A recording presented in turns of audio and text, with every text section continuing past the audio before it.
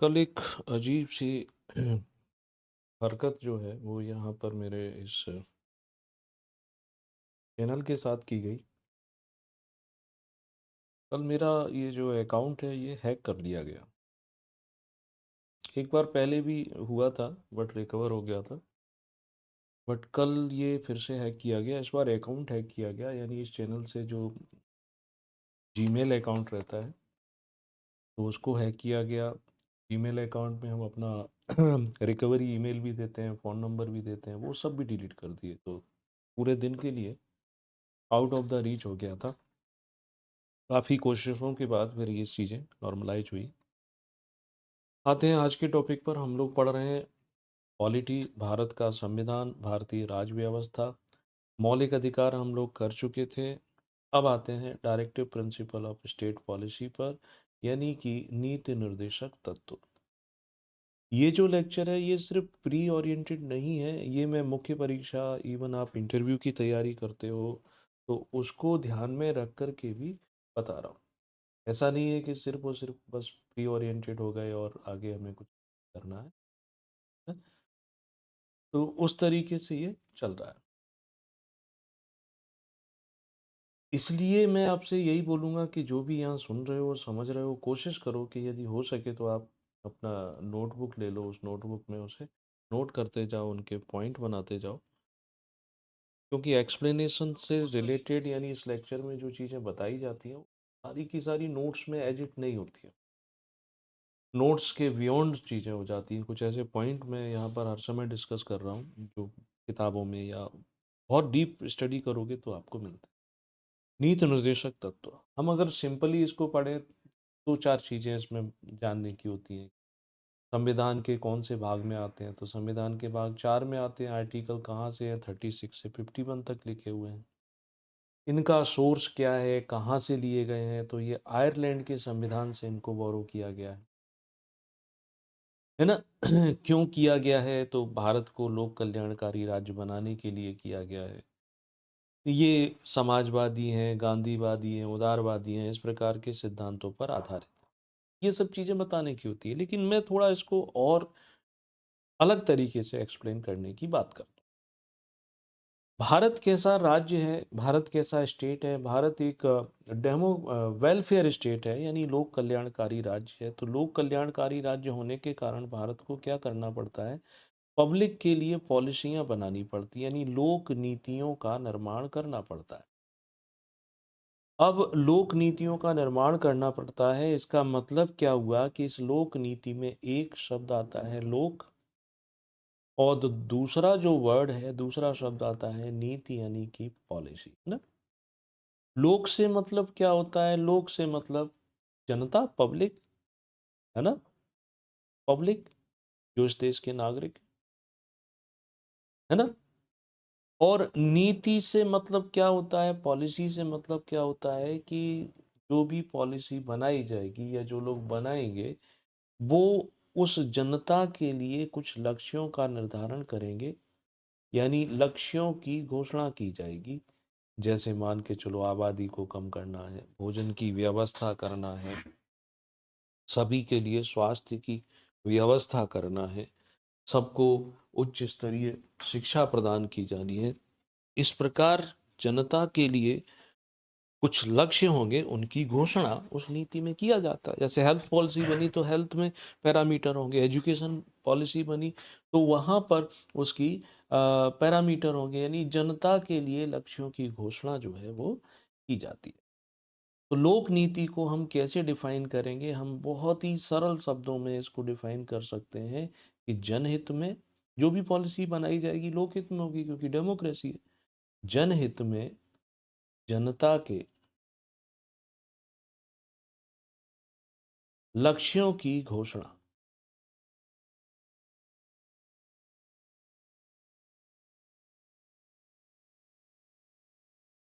ही लोक नीति है। बहुत ही शॉर्ट एंड स्वीट आंसर ये हो जाता है यदि लोक नीति के बारे में कोई आपसे डिस्कस करे। अब बात ये आती है कि ये जो लोक नीति बनाई जाती है, लोक नीति directive principle of state policy में यही है, नीति निर्माण करते समय ये निर्देशन है। तो ये जो लोक नीति है, इसका आधार क्या है? जनहित के जो काम किए जाएँगे, इसका बेस क्या है? तो इसका आधार है हमारा संविधान, आवर कॉन्स्टिट्यूशन। और संविधान में कहाँ हम देखते हैं इनको? तो संविधान में लोक नीति का निर्धारण करने के लिए जो दिशा बताई जाती है, वो बताई जाती है नीति निर्देशक तत्वों में, जिन्हें हम इन शॉर्ट डीपीएसपीज के नाम से जानते हैं, directive principle of state policy के नाम से जानते हैं। बहुत अच्छी बात है ना ये? अब ये जो जनता की बात हो रही थी, जनता अपने लिए सरकार को चुनती है और सरकार जनहित में लोक नीति का निर्धारण करते हैं। उदाहरण देखना चाहेंगे? तो उदाहरण के रूप में जैसे कि मैंने बोला ना कि नीति निर्देशक तत्व जो हैं, इनसे रेफ़रेंस लिया जाता है। हम नीति निर्देशक तत्वों में पढ़ेंगे, आर्टिकल नंबर जैसे 48 के रेफ़रेंस में सरकार क्या बनाती है? एग्रीकल्चरल पॉलिसी बनाती है ना? आर्टिकल नंबर 47 के रेफरेंस में सरकार क्या करती है? सरकार हेल्थ पॉलिसी का निर्माण करती है। ये जो आर्टिकल है, मैं सारे डिटेल में अभी आपको बताऊंगा। इसी तरीके से आर्टिकल 48 ए के निर्देशन में सरकार पर्यावरण पॉलिसी बनाती है, पर्यावरण नीति का निर्धारण करती है। इसी तरीके से हम देखें आर्टिकल 45, तो इसके संदर्भ में समय समय पर एजुकेशन पॉलिसी, शिक्षा नीति का निर्माण किया जाता है। 51 के संदर्भ में अगर हम देखें तो हमारी फॉरेन पॉलिसी जो है वो निर्मित की जाती है। ठीक है। फिर 48 कृषि नीति यानी किसानों के संबंध में हो जाती है। 47 के संबंध में ही खाद्यान्न पॉलिसी भी हो सकती है ना? ऐसे ही आर्टिकल नंबर और भी अगर हम देखें, जैसे 43 देखें तो लेबर से संबंधित क्लॉज हैं, तो यहाँ पर श्रम नीति।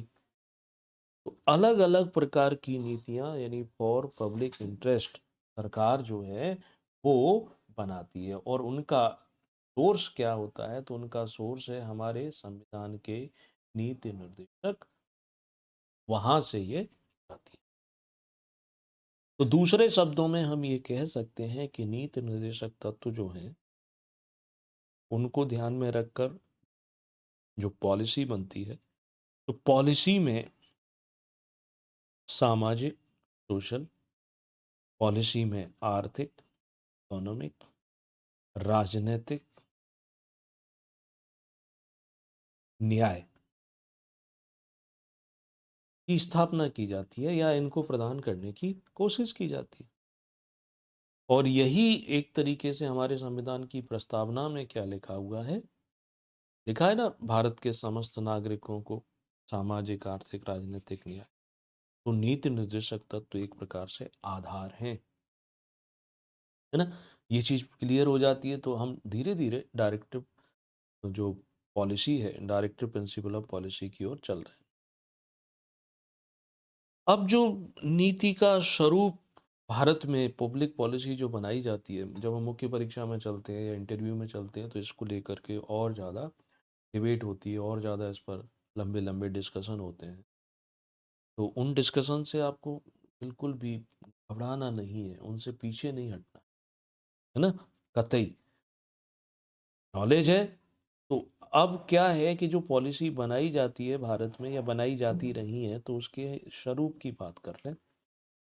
देश आज़ाद हुआ, संविधान लागू हुआ, तो 1950 में लागू हुआ, तो 1950 के बाद से पॉलिसियाँ बनाई जाने लगी, हम उसके पहले नहीं चल रहे।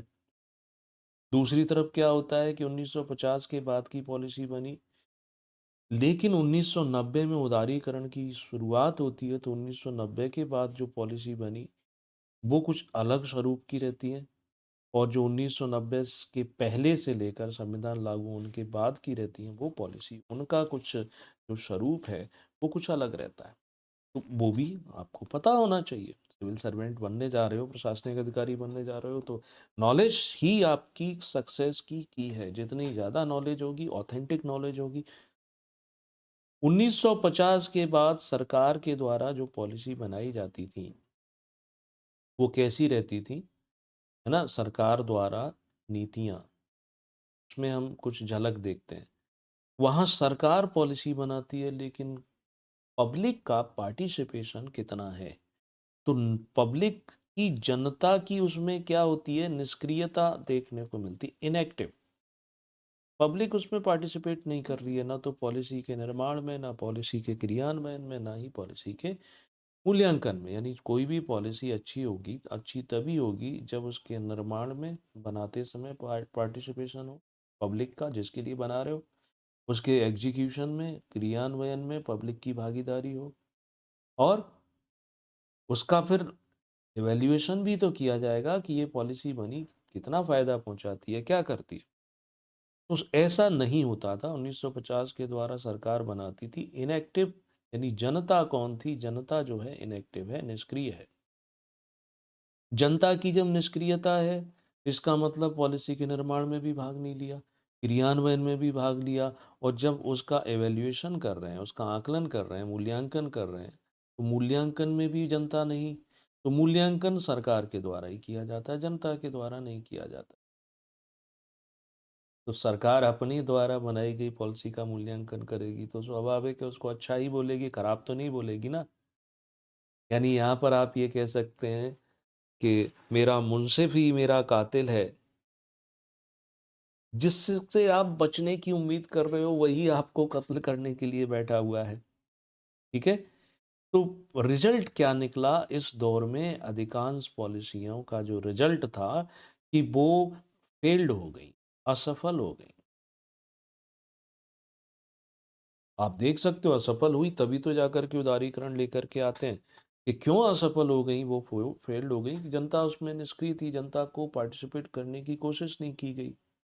इस कारण से हम विश्व के जो हमारे समकक्ष जो देश स्वतंत्र हुए थे, उस स्तर पर नहीं पहुंच पाए अर्थव्यवस्था में। हम अपने जीवन, अपने यहाँ के लोगों का जीवन स्तर सुधार नहीं कर पाए।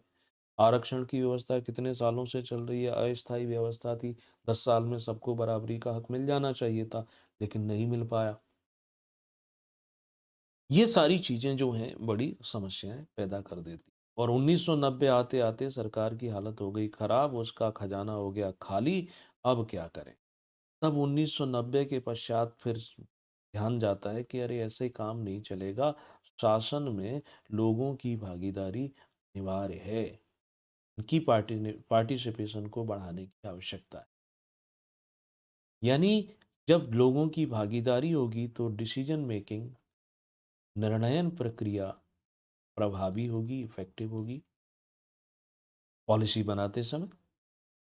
तो किसकी भागीदारी कर रहे हैं, तो यहाँ पर देखो भागीदारी कर की जा रही है, रूप बदल गया कि सरकार तो रहेगी ही, लोग, जनता तो रहेगी, प्राइवेट सेक्टर जो है उसको भी लिया जाएगा, और इसके साथ साथ सिविल सोसाइटी जिसे हम कहते हैं, नागरिक समाज जो कहते हैं, उनकी भी भागीदारी, सब मिलकर के जब काम करेंगे, फिर जो पॉलिसी बनेगी वो पहले की तुलना में ज़्यादा इफेक्टिव होगी, ज़्यादा अच्छी होगी, है ना। यानी कि जो पॉलिसी का निर्धारण किया जा रहा है उसमें भी सबकी सहमति, उसका जब क्रियान्वयन किया जा रहा है, एग्जीक्यूशन किया जा रहा है, उसमें भी सबकी सहमति, और जब उसका मूल्यांकन किया जाएगा तो बायस्ड नहीं होगा, ठीक से उसका मूल्यांकन कर पाएंगे। यानी यहाँ पर हम एक प्रकार से वर्ड जोड़ सकते हैं, triple P, public private partnership.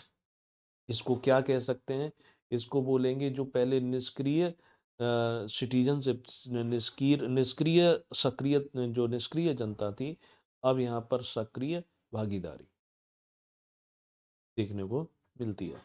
उदाहरण है देखो निष्क्रियता की, सरकार ने बड़े जोर शोर से प्लान बनाया था नेहरू सरकार के द्वारा, लेकिन ऐसे ऐसे प्लान जो थे वो सब फेल हो गए। तो फेल हो गए तो फिर अब जरूरत पड़ती है कि इस तरीके की पॉलिसी बनाई जाए, है ना। तो पॉलिसी बनाई जाए, तो अब आप जब पॉलिसी देखोगे तो आज हमें देखने को क्या मिलता है, आज हमारे पास 90 के बाद में आरटीआई देखने को मिलता है, सूचना का अधिकार, नागरिकों की भागीदारी नागरिकों को सशक्त करता है। आज हमें राइट टू एजुकेशन देखने को मिलता है, शिक्षा का अधिकार देखने को मिलता है ना। आज हम कंज्यूमर राइट जो है, उपभोक्ता अधिकारों की बढ़ चढ़ करके बात करते हैं, उपभोक्ताओं, इसी तरीके से दिव्यांगों को अधिकार मिले, महिलाओं को अधिकार मिले, वंचित वर्ग को अधिकार मिले, ये सब चीज़ें जो हैं वो सब की गई हैं। ठीक है? तो ये लोक नीति का स्वरूप जो है वो लेकर आए।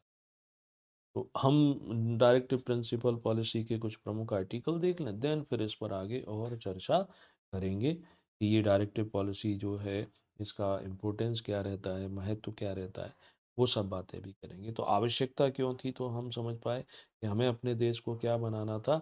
हम अपने देश को लोक कल्याणकारी राज्य बनाना चाहते थे। ठीक, लोक कल्याणकारी राज्य बनाने के लिए डायरेक्टिव प्रिंसिपल ऑफ स्टेट की ज़रूरत पड़ती है। तो एक तरीके से ये क्या है, ये एक टूल है सामाजिक क्रांति लाने का। क्रांति आवश्यक है, मगर कौन सी क्रांति? सामाजिक क्रांति। तो सामाजिक क्रांति, क्रांति शब्द का मतलब क्या होता है? चेंज, परिवर्तन। आज वर्तमान में हमें कई देशों में क्रांति देखने को मिल रही है। हमारे पड़ोसी देश की अगर हम बात करें, श्रीलंका में भी क्रांति देखने को मिली थी, तख्ता पलट दिया था। उसके बाद बांग्लादेश में भी हमें देखने को मिली और बड़ी हालत खराब थी। तो क्रांति का मतलब होता है परिवर्तन, और सामाजिक का मतलब क्या होता है कि विचारधारा से समाज में, तो समाज में परिवर्तन की बात कर रहे हैं। तो सामाजिक क्रांति का टूल है डीपीएस स्पीच। ठीक, यानी विचारधारा में परिवर्तन लाना, दोनों की विचारधारा में, सत्ता वर्ग की में भी और जिन पर शासन किया जाएगा उनमें भी परिवर्तन। आर्थिक जो क्रियाविधियां हैं या आर्थिक जो एस्पेक्ट हैं, आर्थिक पहलू जो हैं, उनमें भी चेंज करना।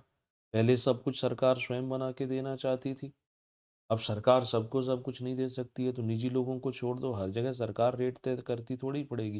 डिमांड एंड सप्लाई के नियम के हिसाब से भी काम चलेगा। यानी एक तरीके से आवश्यकता क्या है? राष्ट्रीय पुनर्जागरण की आवश्यकता हमें अपने देश में महसूस हो रही है। ठीक है, यानी ये सब चीज़ें जो आती हैं, तो वो सामाजिक क्रांति का एक पहलू है। तो परिवर्तन किस तरीके से हम जज कर सकते हैं, या परिवर्तन का मतलब क्या है? तो परिवर्तन का मतलब है, डीपीएसपी जो है ये सामाजिक न्याय की बात करते हैं। डीपीएसपी जो है ये आर्थिक न्याय की भी बात करते हैं, ये राजनीतिक न्याय की भी बात करते हैं। तो ये परिवर्तन की ओर लेकर जाते हैं। और समाज में क्या चीज़ें चेंज होनी है? तो विचारधारा, आर्थिक पहलू हो गए, राष्ट्रीय पुनर्जागरण की बात आना। तो इसके लिए डीपीएसपी चाहते हैं। आवश्यकता क्यों पड़ी, तो यहाँ पर समझ सकते हो। डीपीएसपी का महत्व क्या है? देखो, डीपीएसपी नीति निर्देशक तत्व जो हैं ये बाध्यकारी नहीं है, सरकार के लिए बाध्यकारी नहीं है, यानी करना ही नहीं पड़ेगा। तो फिर ये क्या है? ये डायरेक्शन है, यानी दिशा निर्देश है कि आप करेंगे तो कोशिश करेंगे कि यहाँ पर जो लिखा है वैसा करते जाओ। बाध्यकारी ना होने के पीछे कारण ये था क्योंकि इनमें जो प्रावधान दिए गए हैं उसके लिए बहुत बड़ी मात्रा में रिसोर्सेज चाहिए, संसाधन चाहिए, और हमारे देश में उतने संसाधन उपलब्ध नहीं है। तो जैसे जैसे संसाधनों की उपलब्धता बढ़ेगी, वैसे वैसे नीति निर्देशक तत्व के क्रियान्वयन की करते जाते। ठीक, तो डीपीएसपी ये काम करते हैं। सोर्स क्या है? तो मैंने आपको बताया था कि आयरलैंड एक, और एक तो आयरलैंड तो मोटे तौर पर है ही, लेकिन आयरलैंड के साथ साथ यदि ऑब्जेक्टिव थोड़ा कॉम्प्लिकेटेड आता है, तो कॉम्प्लिकेटेड ऑब्जेक्ट आता है तो उसमें और भी लिखा हो कि एक आयरलैंड लिखा हो, दूसरा नीचे कुछ लिख दिया उन्होंने कि यूनाइटेड नेशंस भी क्या इसका सोर्स है? हाँ, यूनाइटेड नेशंस का, यूनाइटेड नेशंस ऑर्गेनाइजेशन का जो convention of right to development है उस पर भी आधारित है। ये convention of right to development, उसके एलिमेंट भी हमें देखने को मिलते हैं, है ना? अब आयरलैंड पर आधारित है, इतना तो हम याद कर ही सकते हैं। हुआ क्या था कि आयरलैंड में ईयर 1937 में वहां पर क्रांति हुई थी, यानी वहां पर भी चेंज आया था।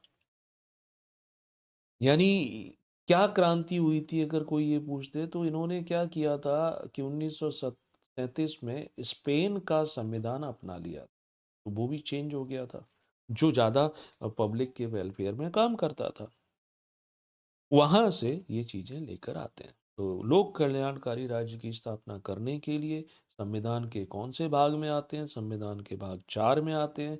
आर्टिकल कहाँ से कहाँ तक आते हैं? तो आर्टिकल 36 से लेकर के 51 के बीच में ये आ जाते हैं।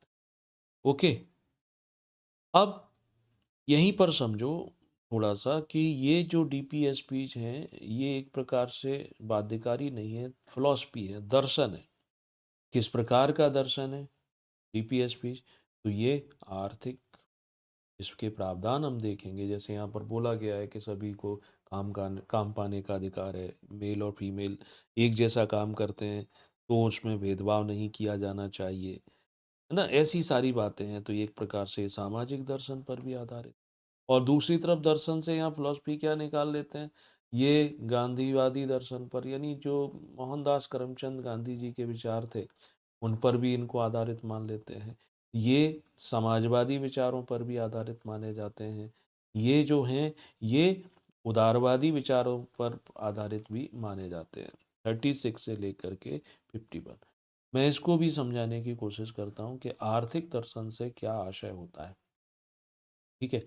तो आर्थिक दर्शन से मतलब होता है एक तरीके से आर्थिक लोकतंत्र की स्थापना। आर्थिक लोकतंत्र की स्थापना।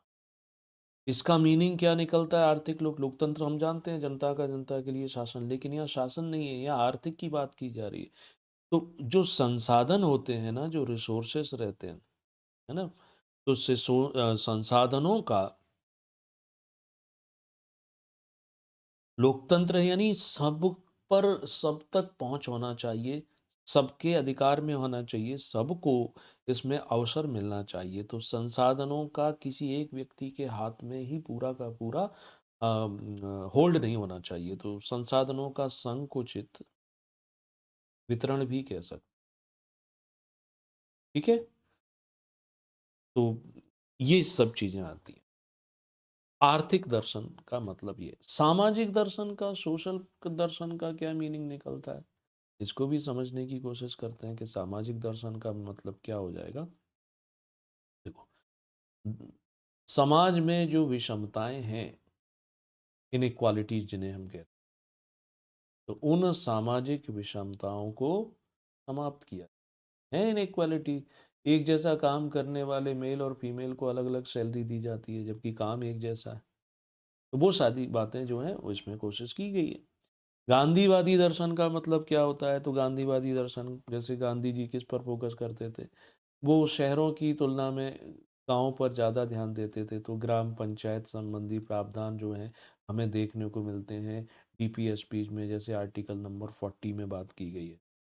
गांधी जी बात करते थे कि नशीले पदार्थ जो हैं, उन पर प्रतिबंध होना चाहिए, मादक पदार्थों पर प्रतिबंध होना चाहिए, है ना? इसके बारे में कहाँ बात की गई है? तो इसके बारे में आर्टिकल नंबर 47 जो है, वो हमें देखने को मिलता है, वो यही बात करता है।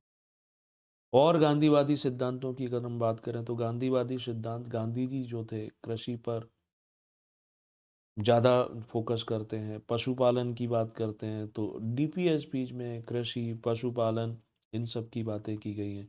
कहाँ की गई हैं? तो हम आगे देखेंगे कि आर्टिकल नंबर 48 में ये प्रोविज़न किए गए हैं। है ना? पशुपालन यानी गौ हत्या पर प्रतिबंध लगाना, ये सारी बातें आ जाती हैं। वैसे ही हम यहाँ पर देखेंगे कि गांधी जी के सिद्धांत क्या थे? बड़े उद्योगों की जगह वो कुटीर उद्योगों की बात करते हैं, कॉटेज इंडस्ट्री। लघु उद्योगों की बात करते हैं, तो directive principle of state policy में इसकी भी बात की गई है। शायद इसके संबंध में आर्टिकल 43 होना चाहिए, नॉट श्योर, देख लेंगे हम। वहाँ पर कहा गया है ना? ऐसे ही गांधी जी का जो फोकस था, एस सी एस टी वर्ग, हरिजन जो जिन्हें कहते थे, तो एस सी एस टी, इनकी स्थिति में सुधार करना, तो उसके लिए भी यहाँ पर प्रावधान किए गए हैं। आर्टिकल नंबर अगर हम 46 पढ़ते हैं, तो वहाँ हमें देखने को मिल जाता है। तो ये गांधीवादी दर्शन से संबंधित बातें आ जाती हैं। समाजवादी दर्शन के बारे में डीपीएसपी क्या बात करता है, कौन कौन से पॉइंट हैं जो समाजवादी दर्शन से मिलते जुलते हैं, तो वो भी हम देख लेते हैं समाजवादी दर्शन में। तो समाजवादी दर्शन के संबंध में आगे हम पढ़ेंगे, जैसे आर्टिकल नंबर 39 हो गया, है ना? 39 में अलग-अलग क्लॉज़ हैं, ए, बी, सी, डी, ई, एफ जो भी हैं वो आ जाते हैं। ऐसे ही इसमें 43 जो हो जाता है वो भी आ जाता है, और गांधी जी से संबंधित जो आर्टिकल थे वो भी समाजवादी दर्शन में कनेक्ट किए जा सकते हैं। उदारवादी दर्शन आप देखोगे तो इसमें आर्टिकल 42 आ जाएगा, 44 आ जाएगा, यूनिफ़ॉर्म सिविल कोड आ जाएगा, 45 आ जाएगा, इसमें 49 को रख लेंगे, आर्टिकल 50 आ जाएगा, आर्टिकल 51 रख लेंगे, 48 ए आ जाएगा। ये सब बातें जो हैं इसमें देखने को मिलती हैं। ठीक, तो एक-एक करके इनको पढ़ते जाते हैं। मैं समझता हूँ आपने ये सब नोट किए होंगे। महत्वपूर्ण आर्टिकल ज़रूरी हैं। आर्टिकल नंबर जैसे यहाँ 38 से शुरू कर रहे हैं। मैं 38 से पहले आपको आर्टिकल 37 के बारे में भी थोड़ी-सी जानकारी दे देता हूँ। 37 में ये लिखा है कि डीपीएसपी जो हैं इनको न्यायालय के द्वारा लागू नहीं करवाया जा सकता, यानी न्यायालय द्वारा प्रवर्तनीय नहीं है, एग्जीक्यूटेबल नहीं है। आप चले जाएँ किसी भी कोर्ट में बोलें कि यहाँ पर ये लिखा है संविधान के directive principle of state policy में, लेकिन हमें ये नहीं मिल रही है, ये सुविधा हमको ये नहीं दिए जा रहे हैं, तो न्यायालय उसमें कुछ भी नहीं कर सकता है ना? एक बात, लेकिन 37 में ये ज़रूर लिखा है कि ये देश में शासन या शासन व्यवस्था में बेस हैं, मूल आधार हैं, चूँकि हम डेमोक्रेटिक हैं। ठीक, 37 में ये उल्लेख किया जाता है कि नीति निर्माण करते समय इन पर ध्यान दिया जाएगा, विचार किया जाएगा। ठीक, 37 ये बात करता है। 37 ये बात भी करता है, यहीं पर समझ लो कि अगर फंडामेंटल राइट और directive principle of state policy में विरोधाभास हो जाता है, तो उसको वो कैंसिल कर सकते हैं। उस पे हम धीरे-धीरे आएँगे, उनकी भी चर्चा करेंगे। उन सारे आर्टिकलों की भी चर्चा यहाँ करना आवश्यक हो जाता है। देख लेते हैं। 38 में कहा गया है to secure and protect a social order which stands for the welfare of the people, यानी कि व्यवस्था, सामाजिक व्यवस्था बनाई जाएगी समाज में लोगों के हित में, यानी सोशियो इकोनॉमिक, पॉलिटिकल, सामाजिक, राजनीतिक, आर्थिक न्याय की बात करते हैं। 39 का क्लॉज 1 है, ये कहता है कि महिला हो चाहे पुरुष हो, सबको अधिकार है क्या करने का? अपनी आजीविका कमाने, है ना? महिला और पुरुष दोनों को समान अधिकार मिला है अपनी आजीविका कमाने का, है ना? मैं इसको एक्सप्लेन और ज़्यादा डिटेल में करता हूँ, जो इसमें बातें की गई हैं। पहला पॉइंट, समान आजीविका। ठीक, समान आजीविका का मतलब ये हो जाता है कि चाहे पुरुष हो, चाहे महिला हो, दोनों को साधन मिलना चाहिए। इसी में 39 में दूसरी बात ये भी कही बोली जाती है कि अगर एक जैसा काम किया जाता है महिला और पुरुष के द्वारा समान कार्य, तो इसका मतलब हो जाता है दोनों को समान वेतन मिलना चाहिए। ठीक है, इसमें ये भी कहा जाता है, इसी आर्टिकल नंबर 39 में अलग अलग पॉइंट है, जैसे ये बात है ये 39 के ए में कही गई है, ये बात जो आती है ये 39 के डी में कही गई है ना, तो वो ए बी सी डी याद करना जरूरी नहीं है, कि जो भी कार्य करने वाले मजदूर हैं, कर्मकार हैं, तो उनके स्वास्थ्य का दुरुपयोग ना हो, उनकी शक्ति का दुरुपयोग ना हो, उन पर ध्यान रखा जाए। ये सब चीज़ें इसमें बताती है ना? 39 में ये भी कहा जा रहा है, तो उसका भी ध्यान रखना। 39 में ये भी कहा जा रहा है, यहाँ 2 बातें तो लिखी दी हैं, कि संसाधनों का जो वितरण है, वो कैसा होना चाहिए? संसाधनों का वितरण औचित्यपूर्ण होना चाहिए। यानी रिसोर्सेज पर मालिकाना हक, जिसे हम ओनरशिप बोलते हैं, स्वामित्व बोलते हैं, या उस पर कंट्रोलिंग, नियंत्रण इस तरीके से हो कि जनता का सर्वोत्तम हित हो सके। इसीलिए जैसे मान के चलो कहीं पर कोयला पाया जाता है, कोयले की खदान है, तो कोयले की खदान का सरकार क्या करती है? सरकार उसमें बिड लगाती है, बोली आयोजित करती है कि जो भी व्यक्ति उसमें इंटरेस्टेड है उस माइंस को लेने के लिए, तो ज़्यादा से ज़्यादा अधिक बिड लगाए, यानी अधिक कीमत लगाए, और फिर उस पर वो उसका खनन करने का अधिकार मिल जाता है। तो ज़्यादा कीमत देने वाले को उसका मालिकाना हक या उसका नियंत्रण नियंत्रण का जो हक है, वो दे देते हैं पर्टिकुलर टाइम के लिए। ज़्यादा बोली लगाई यानी ज़्यादा पैसा सरकार को मिलेगा। सरकार क्या कर पाएगी? लोकहित में काम कर पाएगी। कोल स्कैम जो हुआ था यूपीए सरकार के समय, मनमोहन सिंह सरकार के समय, मनमोहन सिंह सरकार पर ही, मनमोहन जी पर ही इसके आरोप थे। उसमें क्या किया था कि जो कोल ब्लॉक होते हैं, तो उन कोल ब्लॉकों की नीलामी की जाना चाहिए, ओपन बोली लगती है। लेकिन इन्होंने ये किया कि फर्स्ट कम फर्स्ट सर्व, जो पहले आएगा उसको हम पहले दे देंगे। तो इससे सरकार को राजस्व की हानि हुई। जो ज़्यादा बोली लगाएगा उसको देना ना चाहिए, तो वो कोल स्कैम था। और जब ये आवंटन किए जा रहे थे, तो उस समय जो चार्ज था, प्रभार था, मनमोहन सिंह के पास ही था। ठीक है, तो ये सब जो चीज़ें हैं वो की जाएँगी।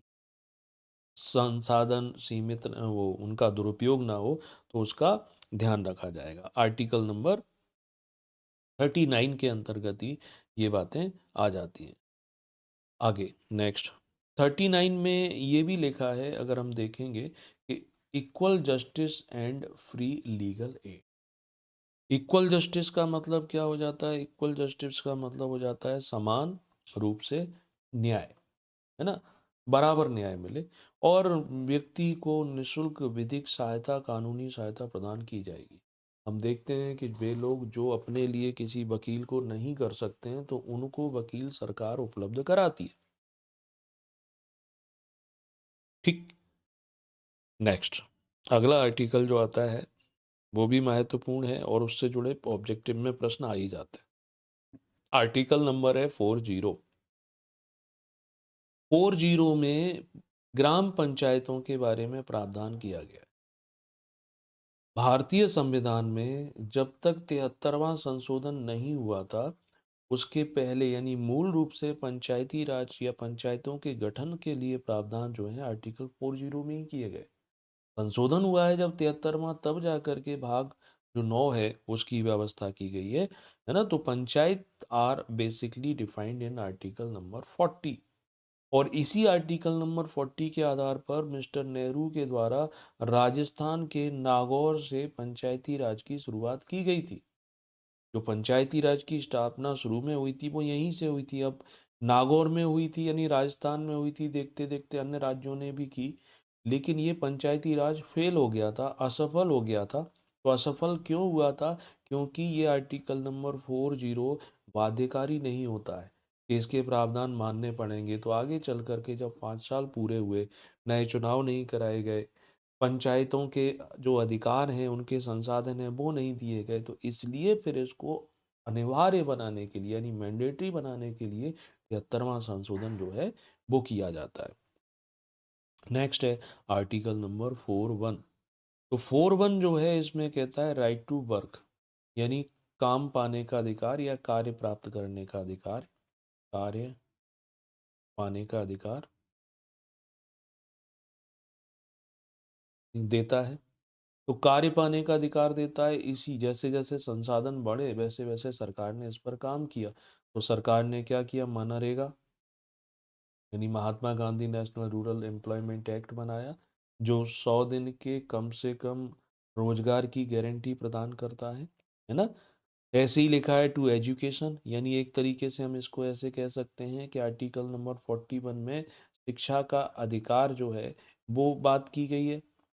तो शिक्षा का अधिकार से यहाँ मतलब इसी के संदर्भ में आगे चल कर के आरटीई आया, राइट टू एजुकेशन आया।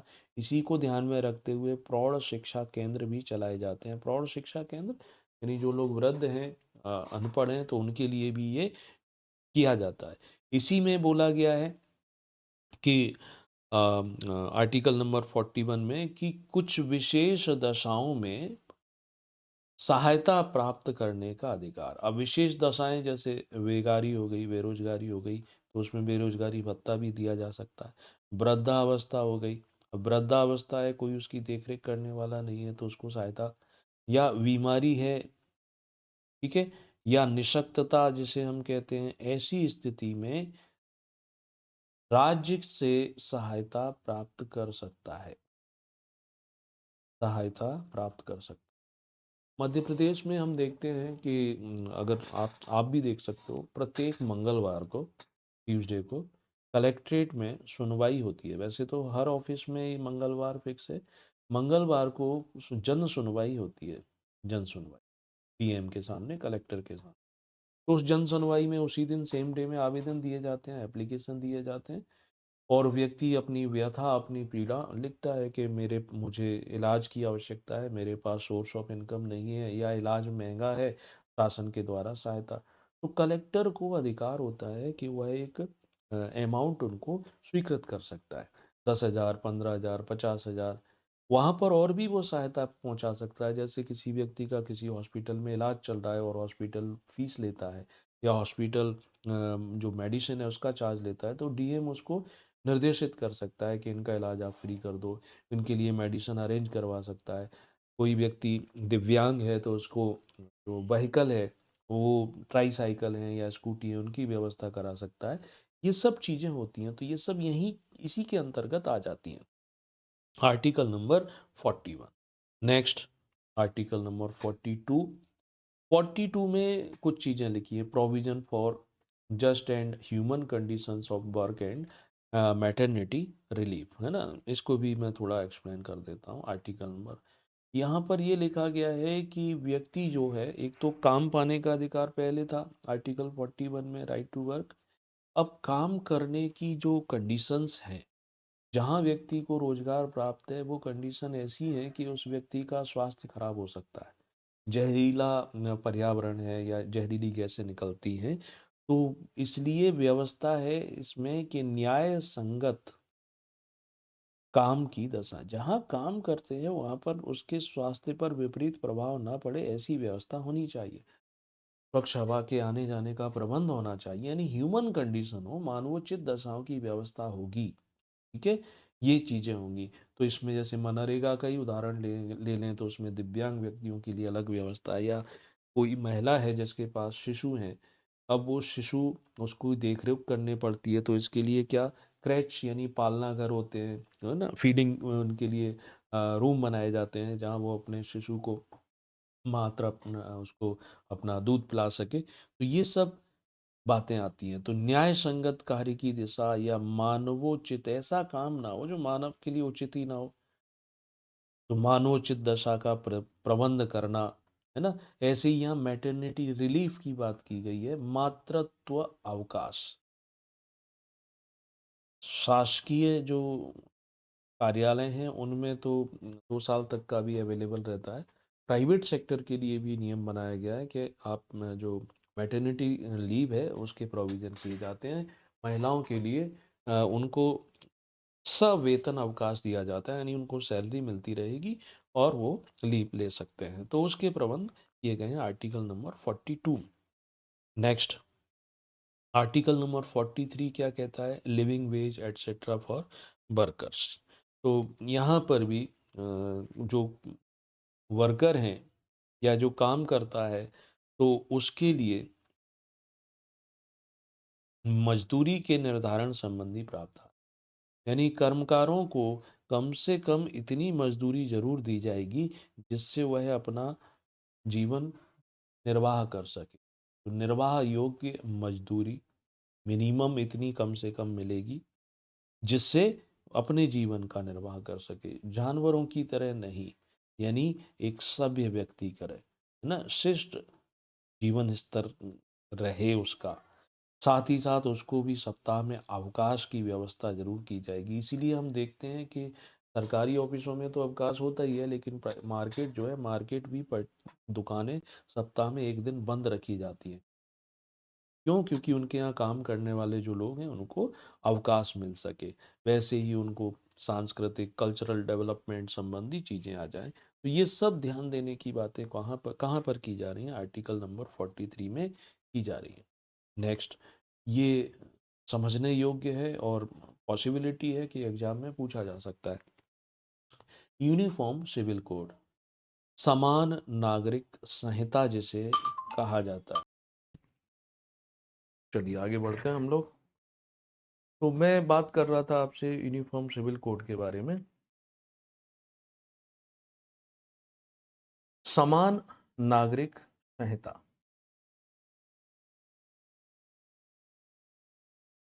बीजेपी जो आज सत्ता में है, सत्ता में आने से पहले मतलब इनके 3 बड़े आंदोलन थे, 3 इनके प्रमुख मूवमेंट थे। कौन कौन से 3 मूवमेंट थे उनकी मैं चर्चा यहाँ जरूर करूंगा। एक था इनका इस धारा 370 जो है उसको हटाना, ये हटा चुके हैं उसको। दूसरा क्या था? दूसरा था इनका राम मंदिर, वो by decision of supreme court, supreme court के निर्णय के बाद बन चुका है, बन भी रहा है अभी, भव्य राम मंदिर। हालांकि ये इनका मुद्दा था। और तीसरा इनका मुद्दा यही है, समान नागरिक संहिता, यूनिफॉर्म सिविल कोड। अब यूनिफॉर्म सिविल कोड जो है ये क्या कहता है कि भारत के जो नागरिक हैं उन सबके लिए एक जैसी, एक प्रकार से संहिता होना चाहिए, नहीं कानून होना चाहिए, सरल शब्दों में बोले। अब बात करें क्या भारत में एक जैसे कानून नहीं है क्या? नहीं, भारत में एक जैसे कानून तो हैं। वो कौन से कानून है? क्रिमिनल हो गए या सिविल। लेकिन जो पर्सनल लॉज रहते हैं, जैसे एक उदाहरण समझो कि अगर कोई व्यक्ति हिंदू है, एक जीवित पत्नी के रहते हुए वह दूसरा विवाह नहीं कर सकता। आप बोलोगे हाँ महंगाई के दौर में, नहीं ये कर ही नहीं सकते, अगर करते हो तो ये क्राइम है। दूसरी तरफ मुस्लिम धर्म में 4 निकाह अलाउ है, मतलब कानूनन अलाउ है। तो यहाँ क्या होता है कि अब नागरिक दोनों भारत के हैं, लेकिन दोनों नागरिकों के लिए कुछ इस तरीके से अलग अलग प्रकार से व्यवस्था बनी हुई है, जो नहीं होना चाहिए। ये हमारा संविधान स्वयं कहता है ना। तो समान नागरिक संहिता ये होना चाहिए। अब समान नागरिक संहिता लागू क्यों नहीं की गई? कुछ राजनीतिक कारण रहते हैं, किसी वर्ग को खुश करना रहा होगा सरकारों का उद्देश्य।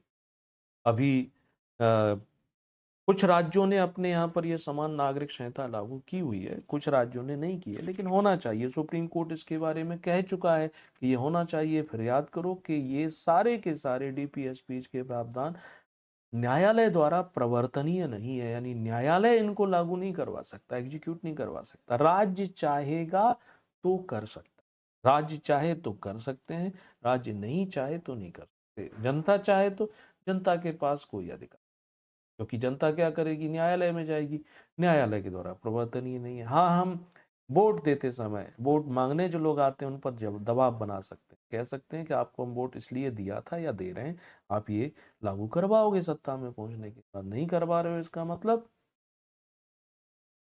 लोगों के साथ जस्टिस नहीं कर रहे हो, है ना। तो 44 आर्टिकल तक की बातें मैंने अभी कर दी हैं। इसके बाद जो आर्टिकल हैं वो आज किसी कारण से नहीं हो पा रहे हैं, बहुत सारे कुछ अर्जेंट काम आ रहे हैं। तो ये 45 से लेकर के 51 तक की चीज़ें, साथ ही साथ इससे जुड़े हुए जो जुडिशरी के डिसीजंस हैं उन पर भी हम चर्चा करेंगे अगली क्लास में। बस आपसे यही निवेदन रहता है, वीडियो को लाइक ज़रूर कर दिया करो, शेयर भी कर दो। सब्सक्राइब किया है चैनल तो वेल एंड गुड, नहीं किया है तो कर दीजिए। तो आज के लिए यहीं रोकते हैं। धन्यवाद।